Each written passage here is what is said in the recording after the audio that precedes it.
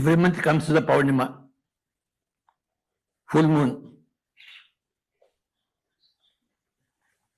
Every month it comes regularly to remind us of what we have to do,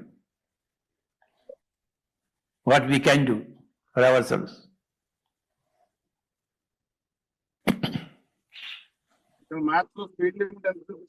We have to sit in meditation.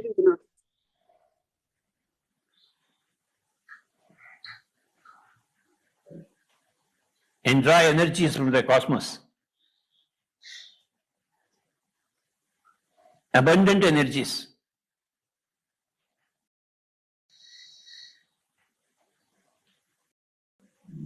The whole full moon day is going away in the nature.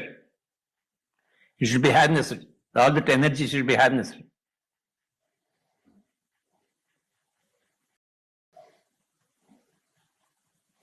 When you observe the breathing, the energy is harnessed and brought back to use. Energy must be used.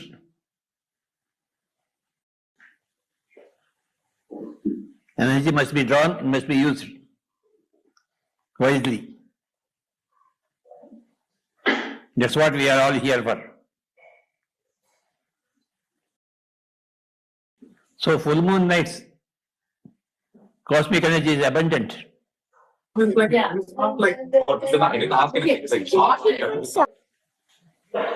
amount of cosmic energy is there.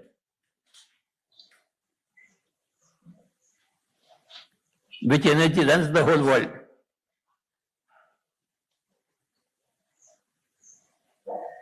Which is the fundamental energy.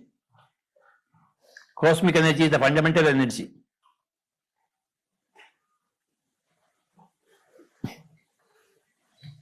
So you are with the fundamentals when you are with that cosmic energy.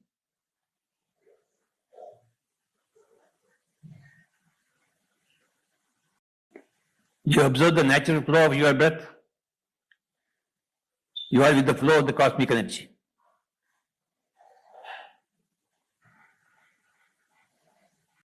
Breath and cosmic energy are same, synonymous.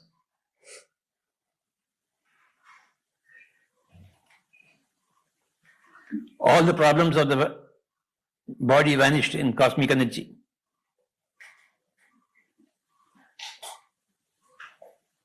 Whatever may be the problems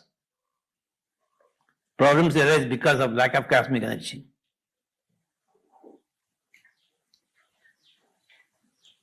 As you become old, your energy content decreases naturally.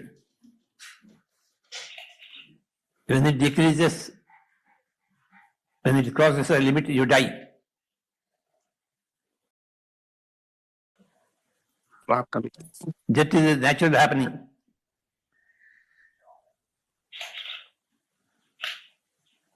If you don't want to die, you must keep up your energy balance. For this keeping of energy balance, this Purnima days are very, very important. Every month they come. 3 days, they energize you. Of all the Purnima, that is the most powerful Purnima. May Purnima. नमस्कार, good evening, good morning masters. आप सभी का इस 5 दिवसीय ध्यान श्रृंखला के तीसरे दिन में स्वागत है। आज पूर्णिमा भी है, जैसा आपने अभी इस वीडियो में देखा। आज का दिन बहुत इम्पोर्टेंट है। यूजुअली एक दिन पहले और एक दिन बाद the energy between moon and earth due to gravitational push pull, आपने नोटिस भी किया होगा कि पानी के अंदर ज्वार भाटा आपको देखने को मिलता है। तो इस दिन कॉस्मिक एनर्जी अबंडेंस में होती है। तो अगर किसी ने स्पेशली किसी हेल्थ की कंडीशन को हील करना है तो ये कुछ दिन, 3 दिन पहले 3 दिन बाद में भी कर सकते हैं फुल मून के। और स्पेशली फुल मून वाले दिन जो है बहुत ही यूजफुल रहता है इस ध्यान के लिए, इस रिकवरी के लिए, हेल्थ के इश्यूज को एड्रेस करने के लिए। So we will start little bit with the benefit कि इसके ध्यान के क्या फायदे हैं। आज तीसरा दिन है हमारा। I share my screen.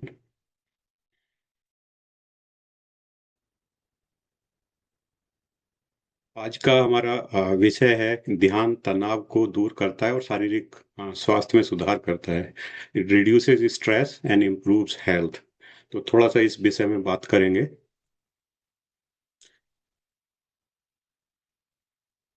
Stress is the number one killer और नंबर वन रीजन। आपकी जितनी भी शरीर की बीमारियां हैं उसमें सब 90% स्ट्रेस की और तनाव की वजह से होती हैं। तनाव तीन प्रकार का होता है, अगर आपने ध्यान दिया हो। एक शारीरिक तनाव, जब भी कोई विषम परिस्थिति खड़ी होती है, अचानक से आपके पीछे कोई कुत्ता भागने लगे, भौंकने लगे, तो आपके शरीर में तुरंत जो है स्ट्रेस आएगा या शारीरिक तनाव आएगा। आपके घर में अचानक से वाटर लीक करने लग जाए तो शारीरिक तनाव आ जाता है। ये बड़ा कॉमन है। बट शारीरिक तनाव की एक ड्यूरेशन है, उसके बाद वो नॉर्मल हो जाता है शरीर।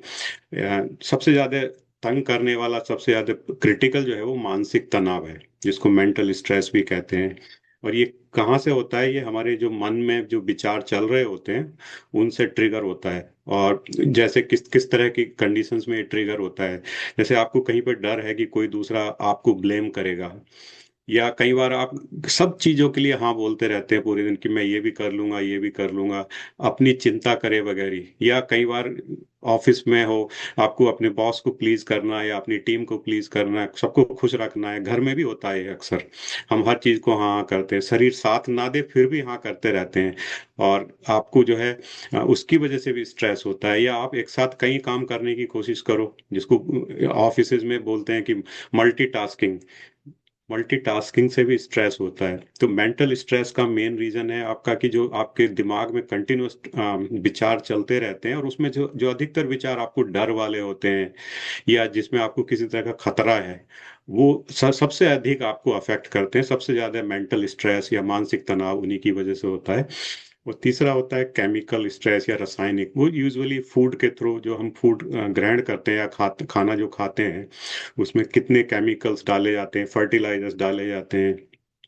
कई बार टेस्ट एनहेंस करने के लिए डालते हैं या उसकी ग्रोथ बढ़ाने के लिए, प्रोडक्ट की या प्रोड्यूस की ग्रोथ बढ़ाने के लिए डालते हैं। तो वो आपकी बॉडी में जब जाते हैं फूड के थ्रू, तो आपके शरीर को, बॉडी को उनसे कंटिन्यूअस लड़ना पड़ता है, उनको बाहर निकाल करके फेंकने के लिए। तो उसकी वजह से आपकी बॉडी में केमिकल स्ट्रेस पैदा होता है। जो हमारा जो डिजाइन था, ह्यूमन का डिजाइन था, वो बाय डिफॉल्ट अपने आप को, क्योंकि कुछ ना कुछ परेशानी, जब आदमी सर्वाइवल शुरू हुआ, धीरे धीरे ग्रो हुआ, तो कुछ ना कुछ आपत्ति उसको कहीं ना कहीं किसी ना किसी फॉर्म में खड़ी हो जाती थी। तो उसको अपने आप को प्रोटेक्ट करने के लिए, अपने सर्वाइवल के लिए हमारे अंदर एक सिस्टम बनाया गया, जिसको बोलते हैं पैरा सिंपैथेटिक नर्वस सिस्टम बनाया गया। जिससे क्या है कि हमारा माइंड ऐसे काम करता है कि वो सडनली आपको सिग्नल करेगा, बहुत सारा केमिकल आपकी बॉडी में डंप करेगा, और जिसकी वजह से क्या होगा, जो अनएसेंशियल आपकी एक्टिविटीज हैं बॉडी की, वो रुक जाएंगी। और आपको कहाँ चाहिए, आपको बचाने के लिए या लड़ने के लिए आपको पावर चाहिए अपनी मस्कुलर स्ट्रेंथ में, तो आपको ब्लड भी चाहिए, लेग्स में चाहिए आपको ब्लड, और आपको विजन बड़ा चाहिए, तो आपकी प्यूपिल भी डायलेट हो जाते हैं आपको देखने के लिए कि चारों तरफ कोई खतरा तो नहीं है। और आप लड़ने के लिए या भागने के लिए, फाइट और फ्लाइट, यही हमारी नेचुरल इंस्टिंक्ट भी कह सकते हो इसको, है हमारे अंदर। तो ये ऐसा डिजाइन हुआ था। बट ये स्थिति जो है आपकी सिंपैथेटिक नर्वस सिस्टम वाली या सहानुभूति तंत्रिका तंत्र वाली, ये खाली उन्हीं परिस्थितियों के लिए बनी थी जब आपको किसी तरह का कोई जान को खतरा है, कोई डर है। अ, लेकिन हो क्या गया, धीरे धीरे अब हमें वो परिस्थितियां अधिकतर टाइम हमारे साथ रहने लग गई या होने लग गई। और जब ये आपकी ये परिस्थिति आती है, तो आपकी बॉडी क्या करती है, कैसे रोकती है नॉर्मल फंक्शनिंग को? वो आपकी बॉडी जो है, ब्रेन एक केमिकल रिलीज करता है जिसको कोर्टिजोल बोलते हैं। वो क्या करेगा, सबसे पहले जब आपकी बॉडी में डालेगा, सबसे पहले वो नॉन एसेंशियल में डाइजेशन सिस्टम आता है, क्योंकि आपको खाना थोड़ी देर बाद में भी पचाओगे तो चलेगा। तो वो केमिकल आपकी बॉडी में, या उसको स्लो डाउन करके उसको रोक देगा थोड़ी देर के लिए, और आप स्ट्रेस में आ जाओगे, आप अपनी फाइट करोगे या भागने की कोशिश करोगे। इस तरह से आप अपने आप को बचा पाओगे। एक और कंपोनेंट है माइंड के अंदर, ब्रेन के अंदर, उसको अमिगडाला बोलते हैं, जो कि एक तरह से ट्रैफिक मॉनिटरिंग भी करता है, सारे आने वाले खतरों की मॉनिटरिंग करता है, और उसको भावना केंद्र या फीलिंग सेंटर भी बोलते हैं। ये यूजुअली अधिकतर लोगों में हमें ओवर एक्टिव रहता है। जब हम मेडिटेशन करते हैं तो अमिगडाला श्रिंक करता है और थोड़ा एक्टिविटीज की कम हो जाती है, तो जिससे क्या होता है कि हमारी रिएक्शन, हमारी फीलिंग्स एकदम से बस्ट आउट होकर नहीं आती हैं। ये हेल्प करता है मेडिटेशन इसमें भी।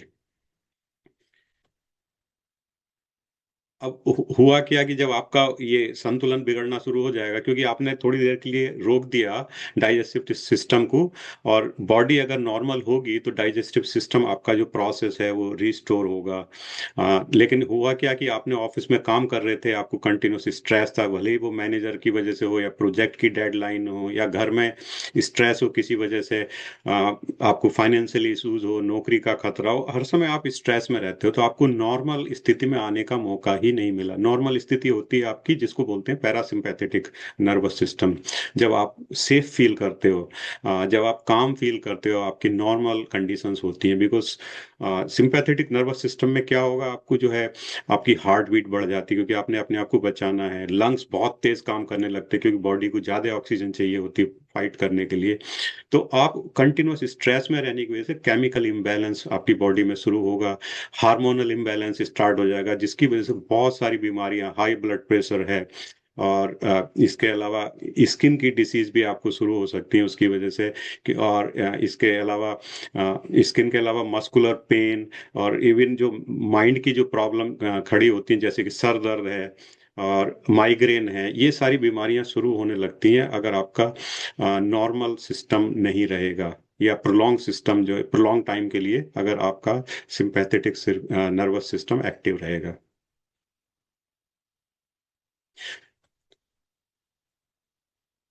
तो मेडिटेशन क्या करता है, मेडिटेशन हम कल बात कर रहे थे कि आपकी ब्रेन वेव की फ्रीक्वेंसीज को लोअर करता है, अल्फा में लेके जाता है आपको, अल्फा से थीटा में, फिर डेल्टा में। और हम कल specially when you are in the delta, जो कि 0.1 हर्ट्स है, 3 हर्ट्स की फ्रीक्वेंसी होती है, उसमें बॉडी आपकी एक होम्योस्टेसिस स्टेट में भी चली जाती है। होम्योस्टेसिस का मीनिंग है कि body feels stable and balanced.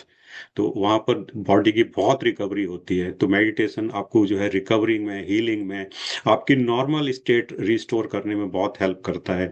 आपके अंदर जो है कुछ केमिकल्स भी रिलीज करते हैं, जैसे फील गुड हार्मोन मेडिटेशन में रिलीज होता है। आपकी अपने लिए कंपैशन, सेल्फ कंपैशन जिसको बोलते हैं ना, आप अपने ऊपर भी थोड़ा सा करुणा दिखाने लगते हो कि भाई मैं अपने ऊपर इतना स्ट्रेस क्यों डालूं, अपनी चिंता करने लगते हो। मेडिटेशन हेल्प करता है उस चीज से। और आपके थॉट्स को तो नेचुरली कम करता ही है, जिसकी वजह से आपको स्ट्रेस होते हैं।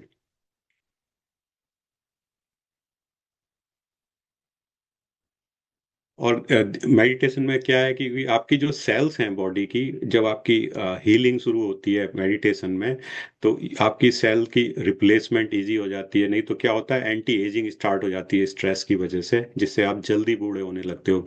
अगर सेल टाइमली रिप्लेस नहीं होगी, या ज्यादा सेल डेड हो रही होंगी आपकी, और रिप्लेसमेंट कम होगा, तो नेचुरली एजिंग जल्दी होगी। तो मेडिटेशन हेल्प करता है आपको।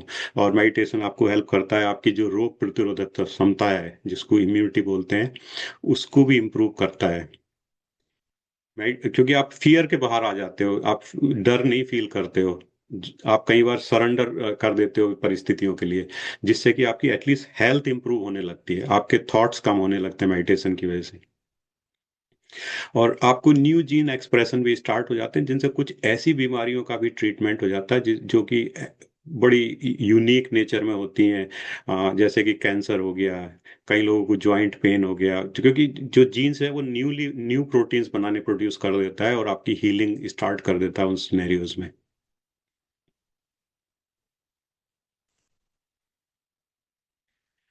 तो आज का जो ध्यान है वो करीब 47 मिनट का टोटल ध्यान है, जिसमें 42 मिनट का हमारा मेडिटेशन है। 1 मिनट इनिशियल इंस्ट्रक्शंस होंगे उसमें, और लास्ट में अबाउट 4 मिनट उसमें ग्रेटिट्यूड होगा, हमारा सेक्शन होगा। तो ध्यान करने के लिए अगर आज कोई नए हैं जिन्होंने आज पहली बार ज्वाइन किया है, आपका पोस्चर, अगर आप जमीन पर बैठे हैं, अगर लेग क्रॉस कर सकते हैं तो आलती पालती मार के या सेमी लोटस या जो आपको कंफर्टेबल पोजीशन हो आप उसमें बैठ सकते हैं। अगर आप चेयर पे बैठे हैं तो पैर लटका करके आप जैसे पिक्चर में दिखाया अपनी एंकल्स पर अपनी लेग्स को क्रॉस कर लें और अपने दोनों हाथों को फिंगर्स इनटू फिंगर्स करने के बाद अपनी पाम को आप अपनी गोद में रख सकते हैं। ये करने से पहले अगर आप चश्मा पहने हैं, चश्मा उतार सकते हैं, या स्मार्ट वॉच पहनी है तो उसको उतार सकते हैं क्योंकि उसके वाइब्रेशंस आपको डिस्टर्ब करेंगे। और आपने करना क्या है, सिंपल नेचुरल नॉर्मल सांस आपने लेनी है। सांस को किसी भी तरह से एडजस्ट करने की कोशिश नहीं करनी। अगर आपकी सांस तेज चल रही है तो तेज चलने दें, स्लो चल रही है तो जैसी भी चल रही है उसको चलने दें।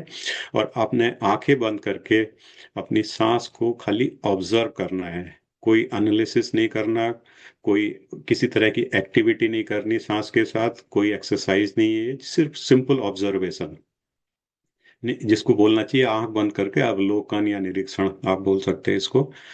और अगर आपको ध्यान के बीच में किसी भी तरह की परेशानी हो, ब्लड सर्कुलेशन रुक जाए, दर्द शुरू हो जाए, तो आप अपनी पोजीशन लेग्स की या हाथ की थोड़ी सी चेंज कर सकते हैं। कोशिश करें आप आंख ना खोलें क्योंकि आंख खोलते ही आपकी ध्यान टूट जाएगा। अगर आप नॉर्मल भी ध्यान दें तो आपकी 90% 80% एनर्जी आईज से यूज होती है आपकी बॉडी की। तो सबसे ज्यादा एनर्जी यूज होती है, 10% एनर्जी आपके हाथ मूवमेंट में और लेग मूवमेंट में 10% यूज होती है। तो इसीलिए हम इसको लॉक कर देते हैं जिससे कि फिजिकल मूवमेंट बॉडी का बंद हो जाए, पहली चीज। और जब हम सांस पे ध्यान देते हैं, सांस को ऑब्जर्व करते हैं, तो हमारे विचार धीरे धीरे कम होने लगते हैं जिससे कि हमारी मेंटल एक्टिविटी भी बंद हो जाती है। तब हम ध्यान की स्थिति में प्रवेश करते हैं। अगर किसी का कोई क्वेश्चन है तो आप पूछ सकते हैं। अगर कोई डाउट है, अगर किसी ने पानी पीना है तो पानी पी सकते हैं क्योंकि कई बार गला ड्राई हो जाता है, नहीं तो बॉटल अपने साइड में रख सकते हैं। और ध्यान के दौरान जब आप ध्यान की स्थिति में पहुंचेंगे तो कई बार आपको सडनली एनर्जी, बहुत सारी एनर्जी फील होती है कि एनर्जी आ रही है आपको, ब्रह्म रंध्र से प्रवेश करती है, कई बार ऐसा फील होता है और पूरी एनर्जी बॉडी में आपके फ्लो फील होगा। तो आप उसको एनालाइज करने की कोशिश ना करें। और कहीं अगर कोई बॉडी में कहीं कोई हीट, किसी तरह का कोई वाइब्रेशंस या कुछ और भी हो तो आप जस्ट नोटिस करते रहें, उसको एनालाइज ना करें।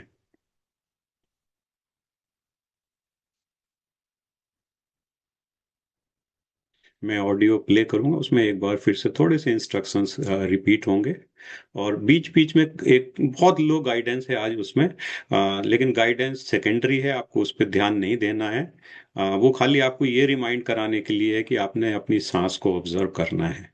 क्योंकि जैसी थॉट आएंगे घबराने की कोई जरूरत नहीं, उससे फाइट नहीं करना है, बस सांस पे वापस आ जाना है। Thank you. आशा है आप लोगों को मेडिटेशन अच्छा लगा।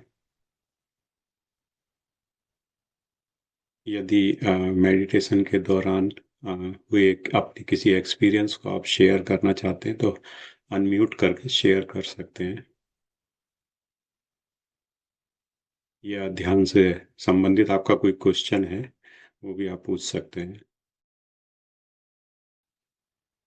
Yeah, I just want to ask that during the meditation, we do go in different stages. How does a participant or the person meditating know what kind of a level of experience he's going through? So, how do you categorize if your meditation is good, perfect, or excellent? And how long does it take to experience a higher level of uh, meditation? So, if you can speak on that. Yeah, Vinay, thank you for asking that question and very interesting question. A lot of people have these questions कि उनका ध्यान ठीक से हो रहा है या नहीं हो रहा है या किस लेवल पे हो रहा है। अ, एक तो मेडिटेशन का कोई बैड इफेक्ट नहीं है। आप कुछ नहीं भी एक्सपीरियंस करेंगे तो कामनेस, बेयर मिनिमम, पीस जिसको शांति बोलते हैं, वो तो आपको मिलना ही मिलना है। राइट? किस स्टेज में है आप, वो इंडिविजुअल की जर्नी है लाइफ की। राइट? बिकॉज आप प्रीवियस लाइफ में क्या करके आ रहे हो, कैसी लाइफ जी है, और इस लाइफ का आपका पर्पज या ऑब्जेक्टिव क्या है, बहुत सारी चीजों पे डिपेंडेंट है।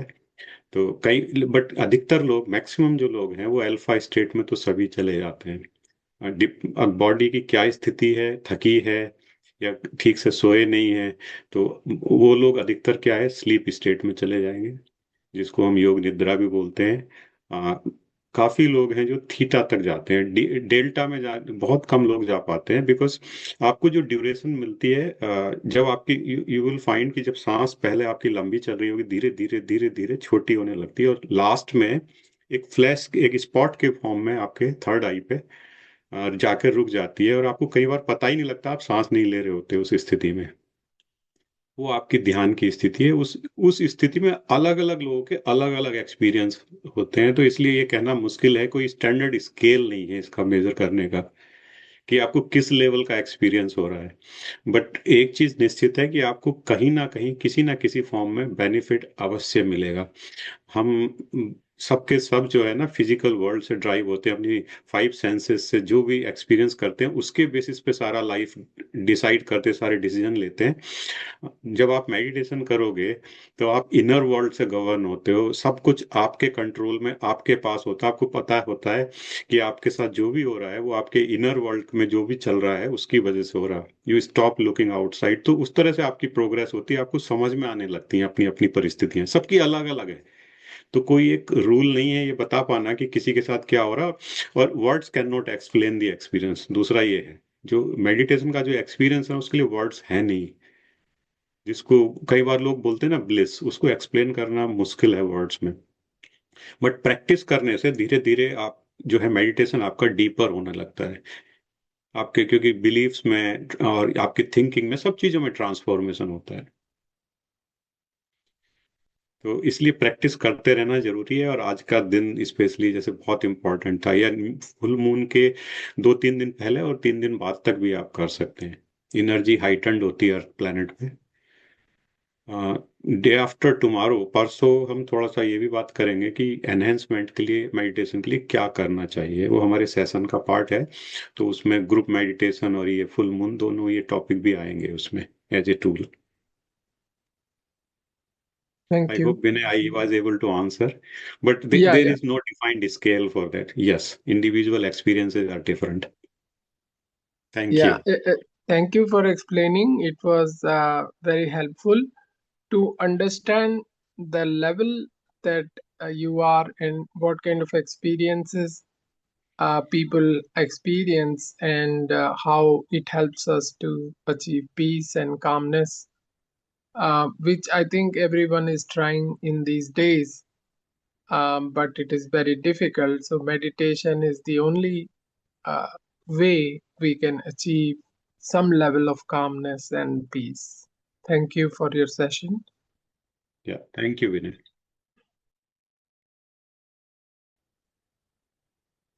Anyone else? Some of these are interesting questions because हमें क्या लगता है कि मैं 5 साल से कर रहा हूँ तो मैं जर्नी में आगे हूँ, ये फिजिकल माइंड की थिंकिंग है। लेकिन अचानक क्या होगा पता लगेगा, आपको 10 इयर्स का बच्चा अचानक से आया आपके साथ मेडिटेशन में, और वो पहले ही मेडिटेशन में डीप चला जाएगा, क्योंकि पता नहीं उसने पिछली लाइफ में क्या क्या किया है, कौन कौन सी साधनाएं करके आया है, तो पता नहीं है। इसलिए ईयर्स से डिफाइन नहीं कर सकते, या प्रैक्टिस की किसको कितने टाइम के बाद एक्सपीरियंस कैसा होगा, वो अलग इंडिविजुअल की जर्नी है।